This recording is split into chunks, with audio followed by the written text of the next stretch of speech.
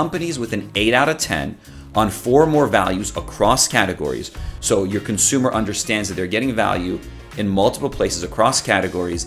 Those types of organizations and brands have 3 times higher net promoter score and 4 times higher revenue growth. There are 4 categories of values. There's social impact, life-changing, emotional, and functional.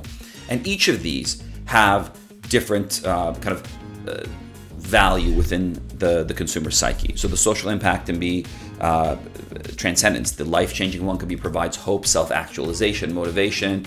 Going down into emotional values such as reduces anxiety. There's a nostalgic kind of value for the consumer. There's wellness. It provides access to what most brands look at as functional value. So my product can help you save time or reduce risk, etc., etc. Now, what they've realized is that, and you might be thinking to yourself at this point, well, who cares about these values?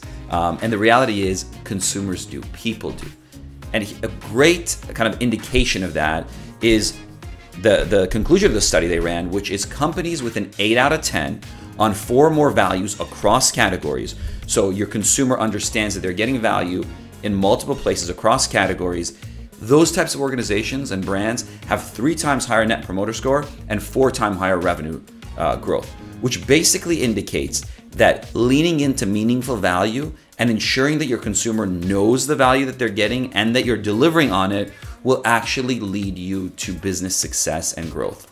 And understanding the value that consumers can get from your products isn't enough. Direct-to-consumer unicorns value customers uniquely. As Peter Fader famously said, not all customers are created equal. And I understand that might be a contrarian view, especially in a world of endless social proof and the customer's always right cliches. But when you break your customers down into value tiers, it's quite easy to see. Some customers are worth more than others simply on a gross margin LTV basis. And look, we're not just talking about financials and the impact they have for your business, but these customers and these consumers get more meaningful value for your business. So perhaps it's time to give them a little more love. So the first step is to conduct cohort analysis and tier customers by LTV. Run a cohort analysis and break your active customer base into value tiers based on lifetime spend or LTV to identify exactly how much more your highest tier customers are worth compared to your lowest. This gives you a realistic picture of how to strategize retention or CSAT efforts differently for each tier. So when your top value tier is worth 4 to 5x your bottom tier, determine what's most important for that group and deliver that for them. Second, communicate value to each tier uniquely.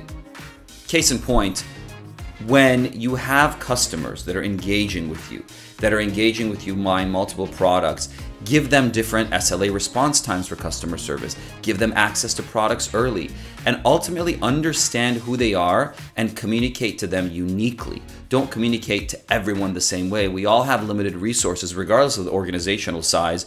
The more we're able to segment our audience, the more we're able to do things like unique and personalized customer retention tactics, live chat, setting up unique win-back flows, and ultimately even giving these customers different types of credit based on when you need to do right by them.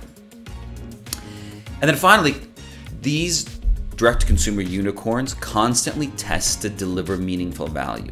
So a constant test and learn strategy lives at the core of what they're doing. So they're not just simply taking and doing the same things across the board. And even within one tier, they're constantly testing. They're constantly testing their messaging, different value propositions at different parts of the funnel, different retention strategies.